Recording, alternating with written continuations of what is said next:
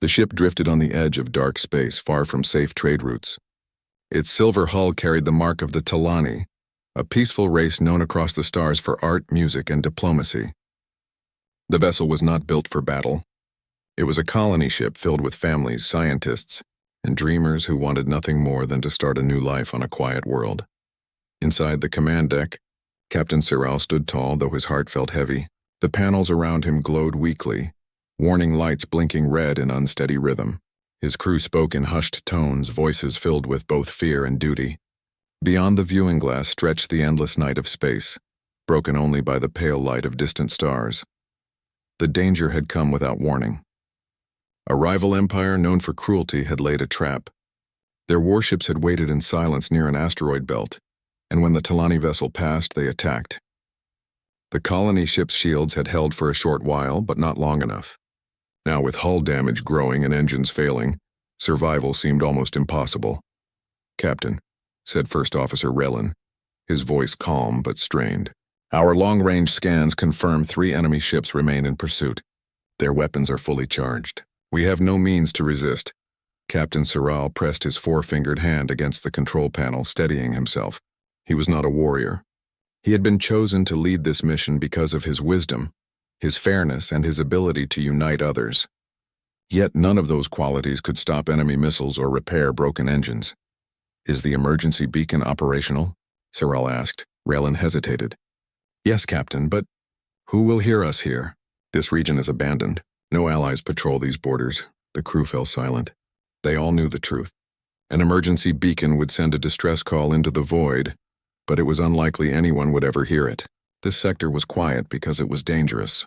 Pirates roamed here. Old warlords claimed forgotten systems. No one sane traveled this way. Still, Sirral's eyes held a calm determination. "Activate it. Even if the stars themselves are silent, we must send our call. If there is even the smallest chance of survival, we must take it." Relin nodded and gave the order. Across the ship, power was diverted. A great pulse of energy surged outward, carrying a simple message into the endless dark. SOS. "We are the Talani. We are under attack. We require aid." The message repeated again and again, echoing through the cold emptiness. In the passenger quarters, families huddled together. Parents held their young close, whispering gentle words to hide their own fear. Elders prayed softly in the ancient Talani tongue, their voices weaving through the halls like threads of hope. Though the ship shuddered with each impact from enemy fire, the people did not cry out. They trusted their captain, and they trusted in the beacon. If fate was kind, someone would come. But most of the crew did not believe in rescue. They knew the galaxy well. The powerful empires guarded their own borders, but rarely risked their fleets for strangers. The Council of Worlds debated endlessly but acted slowly. A lone colony ship in hostile space was easy prey. Yet beyond what the crew could imagine, the signal traveled farther than they dreamed. It cut through static storms. It crossed abandoned systems. It brushed the edges of forgotten relay stations left from ancient wars. And then, deep within a region few dared to enter, the signal reached ears that were never meant to hear it again. On a distant world, orbiting a blue star, ancient machines awoke. They had been silent for centuries, hidden beneath the surface of a barren moon. Dust fell as massive antennas turned to catch the faint call.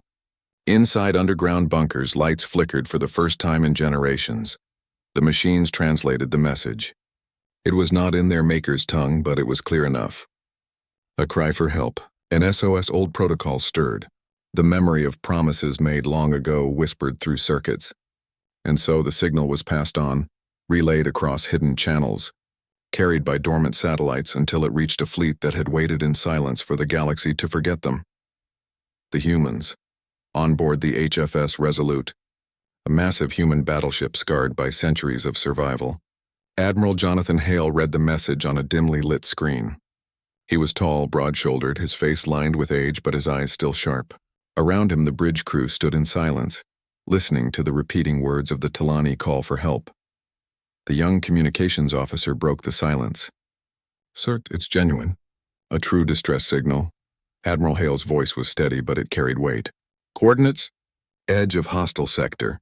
3 enemy vessels in pursuit. Civilian colony ship. Minimal defenses." The Admiral closed his eyes briefly. The galaxy had long forgotten his people. Centuries ago, humans had walked away from the great councils, refusing to bend to politics or fear. They had been called reckless, dangerous, even cursed, Deathworlders born from the most hostile planet known. Other species whispered of their strength, their stubbornness, their will to survive where no one else could. Some called them monsters, others legends. Then one day they vanished, but they had not vanished. They had only chosen to wait, hidden beyond familiar borders, watching, preparing. And now, for the first time in generations, someone had called. Admiral Hale stood tall. Set course. All ships. We answer this call. Across hidden bases and darkened fleets, orders were given. Engines roared to life. Entire squadrons that had slumbered like ghosts rose from the shadows. The human fleet, forged from centuries of silence, began to move. Back aboard the Talani ship, hope grew thin. The enemy vessels closed in, their weapons glowing like red eyes in the dark. Captain Sorrel remained on the bridge, calm though fear pressed at the edges of his mind. He thought of the families, the children who dreamed of building a new home. He would not let despair claim them. Captain, Relin whispered, the beacon, it has been repeating for some time. Still no answer. Sorrel's gaze remained on the stars. Then we will hold on until the last moment. If fate has chosen silence, then let us face it with dignity. The ship shuddered as another missile struck. Hull plating failed. Alarm screamed. In the passenger quarters, children cried softly as parents held them closer. The end seemed near. Then suddenly the sensors lit up. Relin gasped. Captain, something is happening. Multiple warp signatures closing fast. The crew stared at the display as dozens, no hundreds of vessels burst into real space. Their shapes were unlike anything the Talani had seen before. Dark angular, built not for beauty but for endurance. They bore scars of battles fought long ago, yet they moved with precision and unity. The largest ship, towering over the others, broadcast a message. A deep, steady voice filled the Talani bridge. Your distress call has been received. You are under our protection. Captain Sorrel's breath caught in his throat. Relief washed through the crew like a rising tide. Against all expectation, their call had been answered. But who were these strangers? Relin leaned closer to the display, his voice trembling with awe. Captain, the archives speak of them. The old legends, the ones who vanished long ago. They called themselves humans. The enemy ships, once confident of their prey, slowed in shock as the human fleet spread out in formation. The dark void was now alive with unstoppable power. The Deathworlders had returned, and for the first time in centuries, the galaxy would remember what it meant when humans answered an SOS. The dark space around the broken Talani colony ship was suddenly filled with light.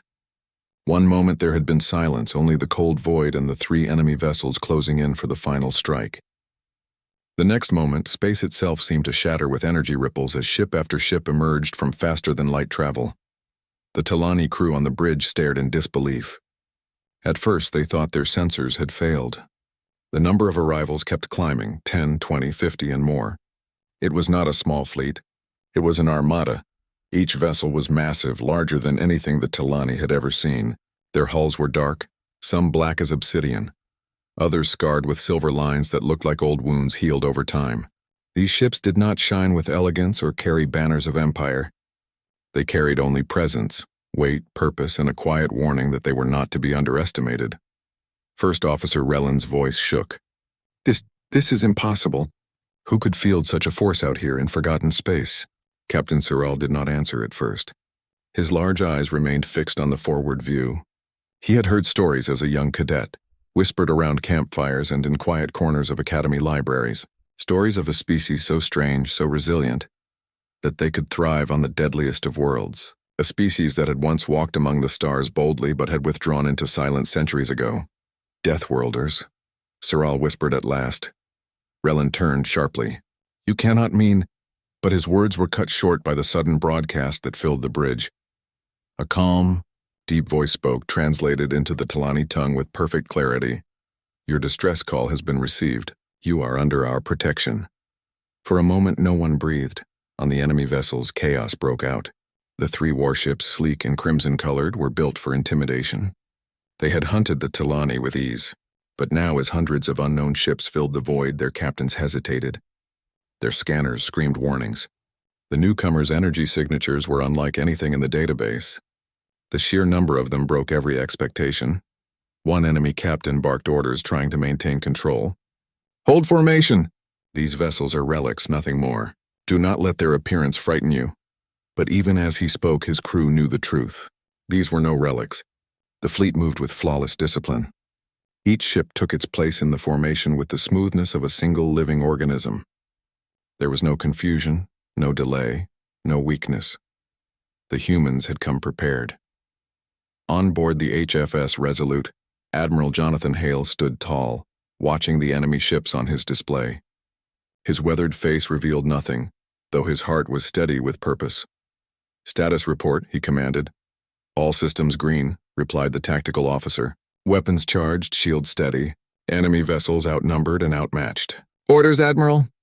Hale let a long silence pass. His people had waited for this moment for centuries, hidden in the shadows of the galaxy. They had sworn not to intervene in the endless squabbles of alien empires, but an SOS was different. A cry for help was sacred. "Form a protective wall around the Talani vessel," Hale said at last. His voice was calm but carried power.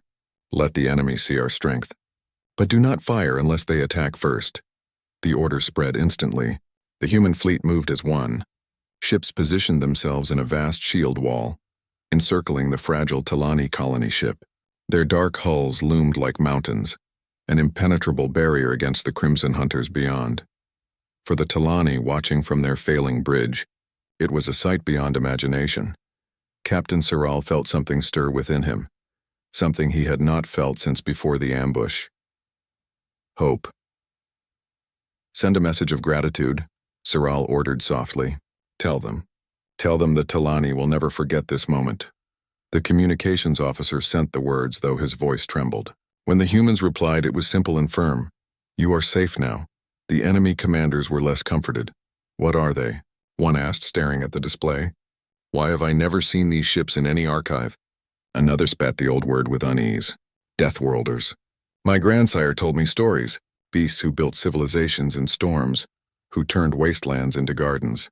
They were said to vanish centuries ago."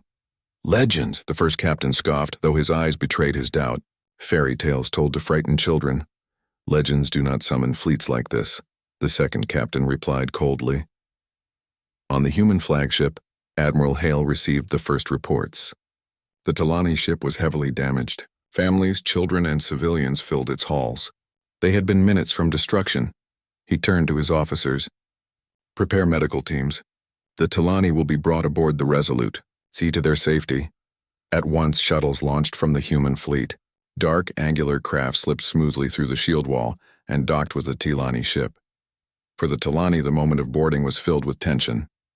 They had expected monstrous warriors, hulking brutes from the old tales.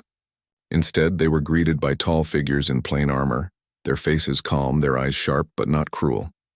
The humans moved with quiet efficiency, helping the wounded, guiding families with gentle hands. Their language was strange, yet their tone was warm. Fear gave way to awe. Children, wide-eyed, stared up at their rescuers. One human bent down, offering a ration bar with a small smile. The child took it hesitantly, then smiled back. In that moment, the myths of terrifying Deathworlders began to shift. Captain Saral was among the first brought aboard the Resolute. When he stepped into its vast halls, he felt small. The ship seemed alive with purpose. Every surface bore marks of history, scratches, patches, repairs done not for beauty but for survival. This was no vessel of luxury. It was a fortress forged by necessity. Admiral Hale awaited him in the command chamber. The two leaders regarded each other in silence for a long moment. At last, Hale extended a hand. "Admiral Jonathan Hale of the human fleet, you called for aid." "We came." Saral placed his four-fingered hand against the human's. His voice shook as he replied, "I am Captain Saral of the Talani. On behalf of my people." "Thank you," Hale nodded. "No thanks needed. This is what we do." While the Talani were welcomed aboard, the galaxy beyond stirred uneasily. Word spread quickly through hidden channels, whispered across stations and markets. The Deathworlders have returned. Pirates who once ruled unchallenged began to tremble. Empires that had grown arrogant questioned their strength. And those who had suffered quietly under oppression whispered with hope. For the first time in centuries, the shadow of humanity stretched across the stars once more. But not all eyes watched with hope. In the enemy command chamber, the three captains argued. "We cannot fight them," one hissed. "Look at their numbers. Look at their formation." "Coward," spat another. "If we retreat now, our empire will see us as weak. We must strike even if it means our end." "Think," the third said. "If these are truly the Deathworlders, then every story we ever heard was true. They do not conquer for power. They fight to protect. If they are here now, then our empire is in danger." The others fell silent. They knew it was true. Back on the Resolute, Admiral Hale stood before the viewing glass. The Talani ship floated safely within the shield wall. His fleet stood ready, steady as stone. One of his officers approached. "Admiral, the enemy vessels are holding position. No movement." Hale's voice was quiet, but it carried. "They are afraid. Good. Let them remember that fear. But we will not strike unless they fire first. We did not come to destroy. We came to protect." He turned to the stars beyond. "This is only the beginning. The galaxy will soon learn. The Deathworlders are not gone, and when a cry for help is heard, we will answer." And so in that forgotten corner of space, the legend of humanity was reborn. For the Talani, it was salvation. For the enemy, it was a warning. For the galaxy, it was the return of something far greater than fear. The unstoppable fleet had arrived. The Talani had been brought safely aboard the HFS Resolute, but the feeling of safety was still new to them. Only hours earlier, they had believed their end was near. Now they walked inside the halls of the largest human vessel ever seen.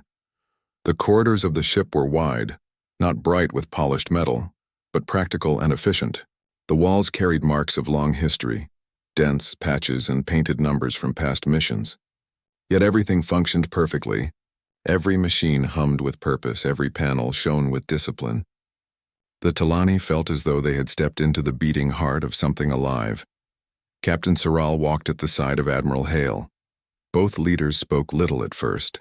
Cyril's people followed behind, guided by humans in plain armor. The humans were tall, their movements calm, their eyes sharp. Their presence was strong but not harsh. One Talani child holding her mother's hand looked up in wonder.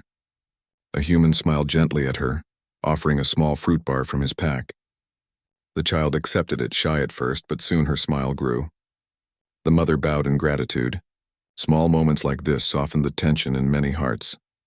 Admiral Hale led Cyril into a chamber filled with displays and glowing maps. The galaxy stretched out in light, showing borders of empires, trade routes, and regions marked as dangerous. Cyril had seen such maps before, but the human version looked different. Entire sectors glowed with hidden markers, as if the humans had watched in silence for centuries. Hale stood before the map. "Your people were nearly destroyed today," he said calmly. "That will not happen while we stand with you." Cyril lowered his head in respect. "We owe you more than words. My people believed the stories of your kind were only myths, yet here you are in greater strength than I could have imagined." Hale's eyes did not waver. "We did not seek to be myths. We withdrew because the galaxy was not ready for us, and perhaps we were not ready for it. But when a cry for help is heard, we cannot ignore it. That is our way." Cyril studied the human's face. It was lined with age, but filled with steady will. He realized these were not reckless warriors, as the old tales had claimed. They were protectors shaped by hardship. News of the event spread quickly beyond that system. In trade stations, rumors flew faster than ships. Merchants whispered of a fleet that had appeared from nowhere. Pirates, once bold, grew cautious. On border worlds, citizens spoke the word with awe. Humans. For some, the name stirred fear. Old empires remembered the stubbornness of humanity, their refusal to bow to the Council of Worlds. The title Deathworlders had been given to them not as honor, but as warning. A race born on a world filled with storms, quakes, beasts, and burning skies. A race that turned danger into strength. For others, the name stirred hope. Forgotten colonies dreamed of protection. Enslaved worlds whispered that maybe, just maybe, the tide was changing. Back on the Resolute, the Talani families were given quarters. The humans provided food, medical care, and quiet spaces for rest. To the surprise of many Talani, the meals were simple but nourishing, prepared with care. Human medics worked tirelessly, tending to wounds with skill.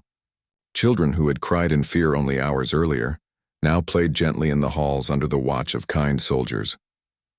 Relin, the first officer, walked with Siral, speaking quietly. "Captain, I do not know what to believe.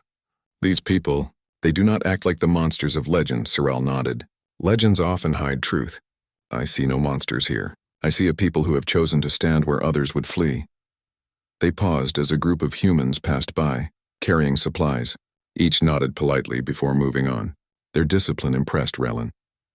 "Still," he said softly, "their strength, it is greater than anything I have ever seen. If they wished, they could rule the galaxy," Siral answered with calm certainty. "Perhaps that is why they do not. Strength without restraint becomes tyranny. Strength with restraint becomes protection." Meanwhile, in the enemy empire's high council, fear and anger battled for control. Reports of the human fleet had shaken them deeply. "They should not exist," one commander growled. "They were gone for centuries. How could they return now with such power?" Another replied, voice sharp with unease. "We struck at a simple colony ship. We expected no resistance. And yet, because of that single SOS, the Deathworlders came." A silence followed. Each leader knew what this meant. If humans would appear for one small ship, then no empire could easily strike at the weak without fear.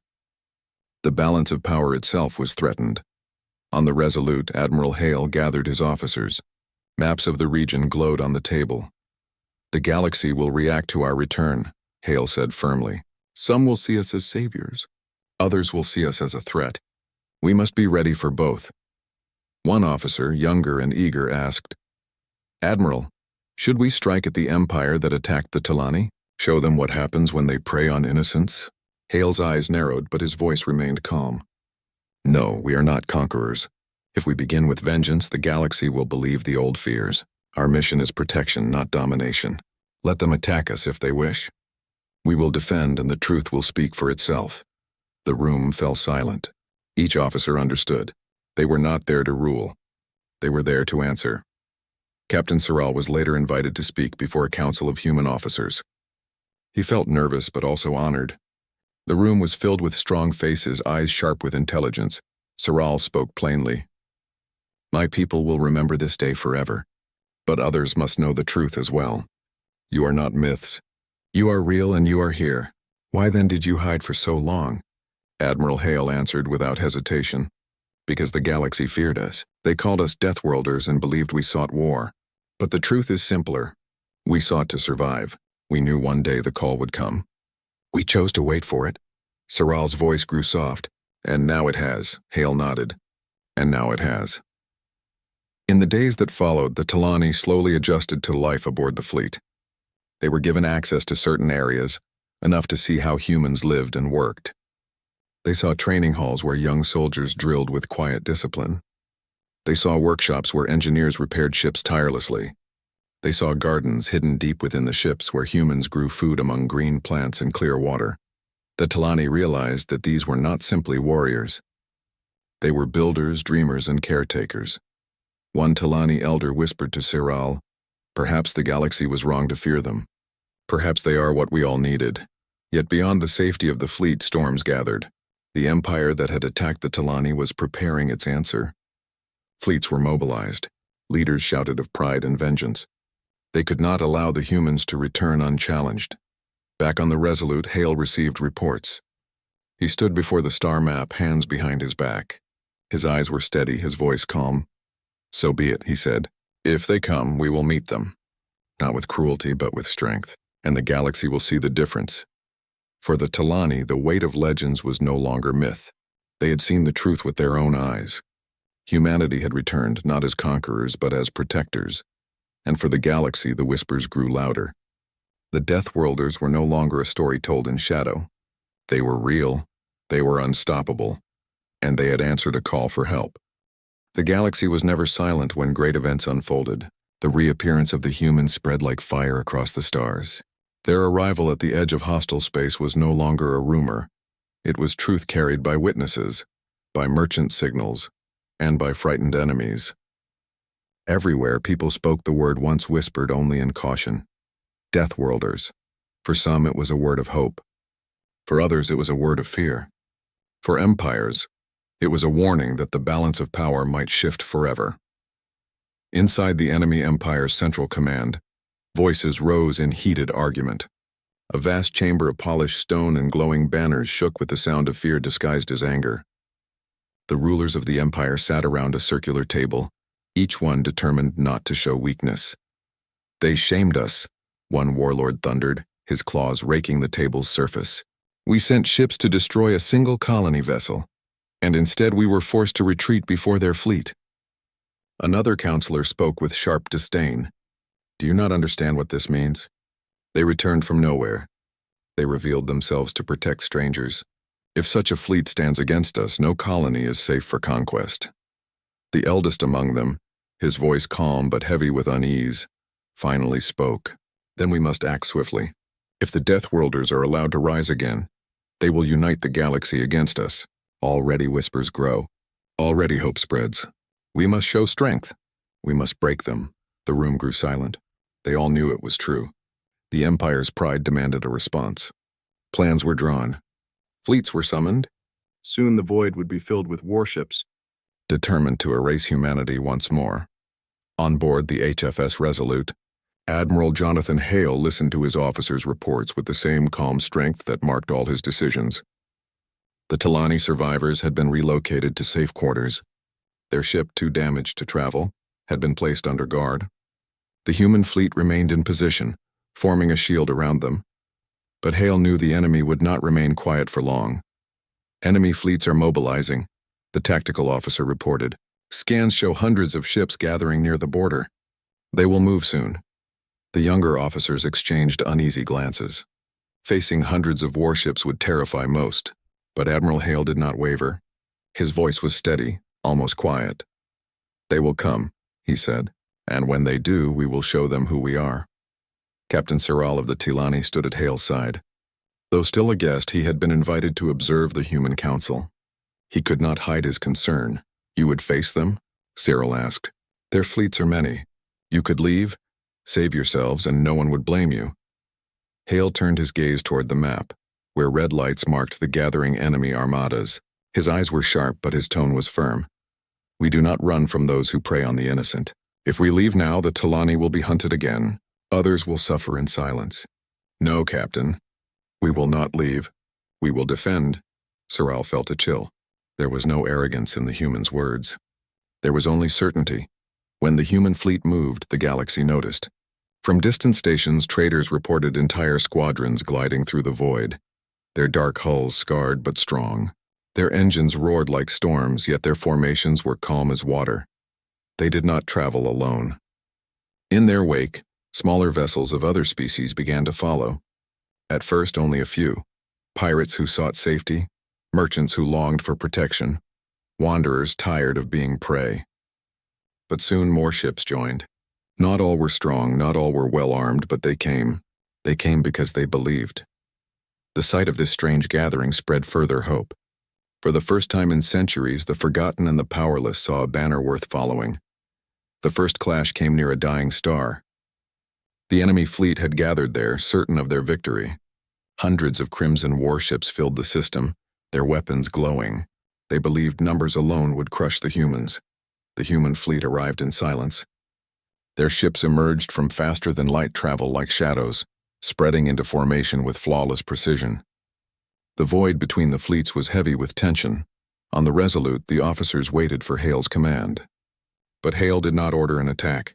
Instead, he gave a different order: open all channels.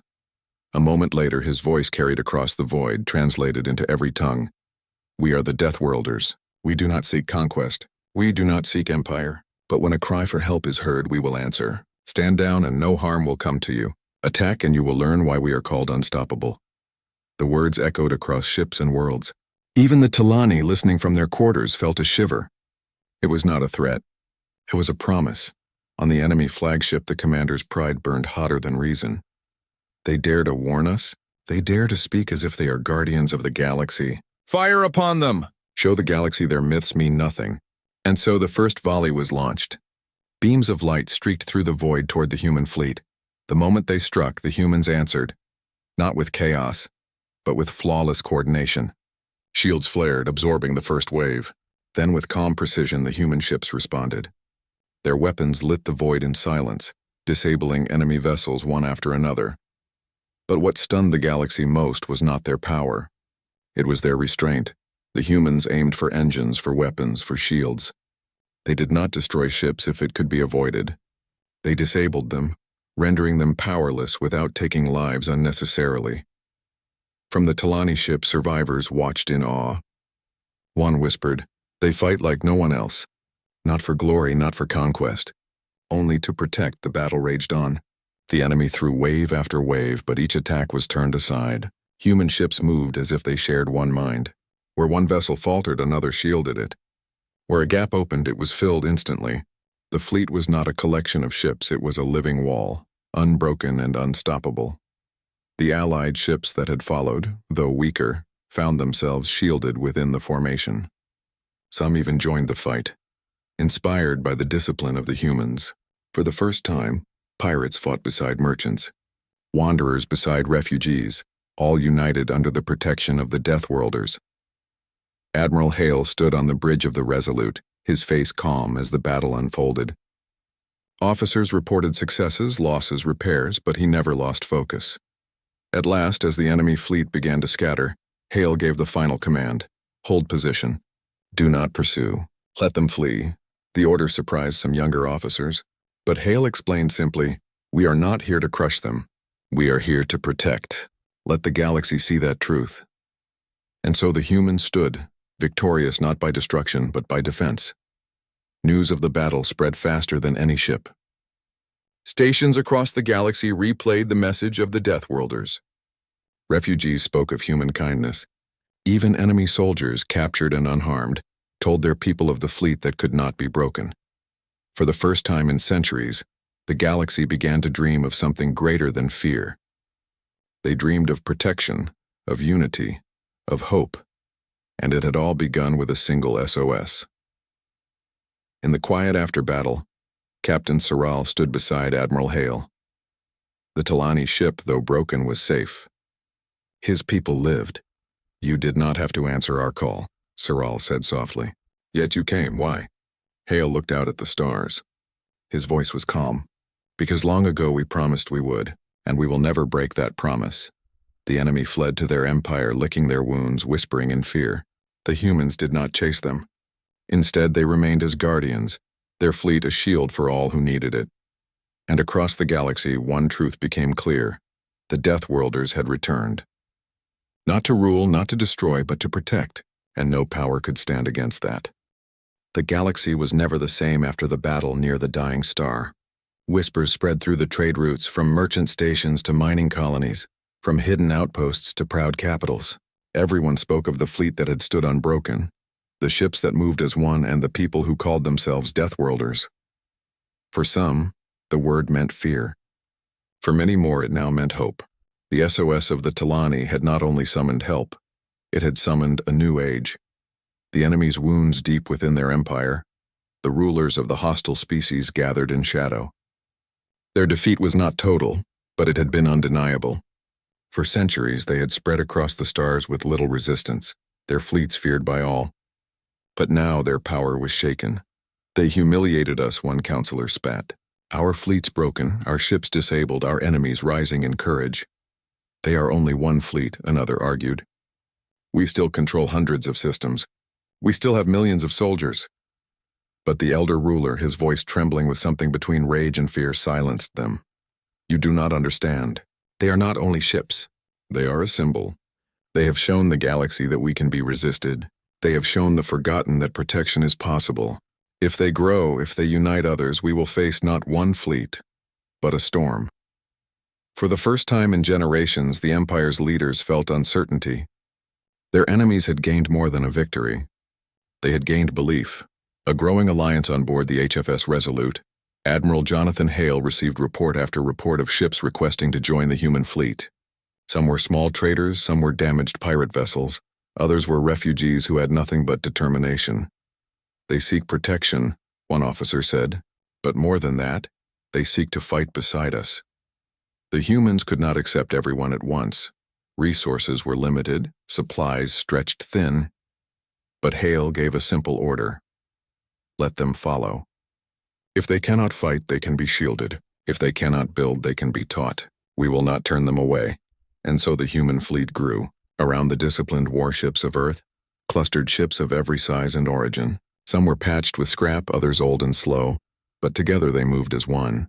Wherever the Deathworlders traveled, hope followed. Captain Siral's choice among them. Captain Siral of the Talani felt a change within himself. Once he had believed his people's survival lay only in hiding, in fleeing stronger powers. But after seeing the humans stand, after watching them risk themselves for strangers, he began to dream differently. One evening, he stood on the observation deck beside Admiral Hale. The stars stretched before them, endless and cold. "My people are safe now, thanks to you," Siral said quietly. "But safety is not enough. I have seen what happens when others stand for us. Perhaps it is time we learn to stand as well." Hale looked at him, his expression calm, his eyes steady. "You wish to join us," Siral nodded. "Not only me, many of my people. We wish to fight for something greater than survival. We wish to fight for the promise you carry." The human admiral extended a hand. Siral took it without hesitation.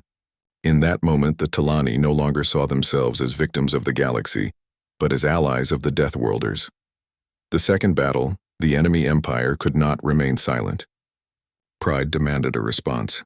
Within months, they gathered their might once more, launching fleets into the border regions. But this time they did not find scattered refugees or helpless colonies. They found the Deathworlder fleet waiting, not alone, but surrounded by allies. Talani cruisers, repaired and strengthened, now fought beside human battleships. Merchant ships refitted with weapons provided fire support. Even ragged pirate vessels once feared now defended the weak. The battle that followed shook the stars.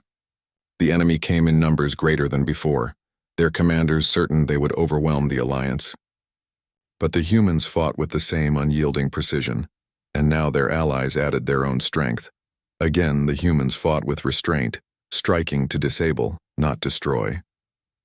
But their allies, once victims, struck with fire born of pain and hope. Together, they held the line. When the enemy fleet finally broke, retreating in disarray, the galaxy understood a new truth. The Deathworlders were no longer fighting alone. The message to the galaxy after the second battle. Admiral Hale broadcast a message across the stars. His voice carried to every world, every station, every hidden outpost. "We are the Deathworlders. We do not rule. We do not conquer. But we will stand wherever a cry for help is heard. We will shield those who cannot shield themselves. We will fight for those who cannot fight. If you seek safety, come. If you seek justice, join. Together we will end the age of fear." The message was simple, yet it echoed across the galaxy like thunder, and people listened. The awakening of worlds in far corners of the galaxy. Oppressed colonies rose in rebellion, no longer afraid of their masters. Stations once silent began to transmit distress calls, knowing someone would hear. Worlds that had hidden for centuries emerged into the light, ready to stand beside the Deathworlders. The enemy empire struggled to respond. Each time they moved to crush a rebellion, the human fleet appeared. Each time they sent hunters against the weak, the Deathworlders intercepted them. Slowly, piece by piece, the chains of fear began to break. The burden of the humans yet. For all their victories, the humans carried a heavy burden. Supplies ran low. Crews grew weary. Every battle demanded more than the last.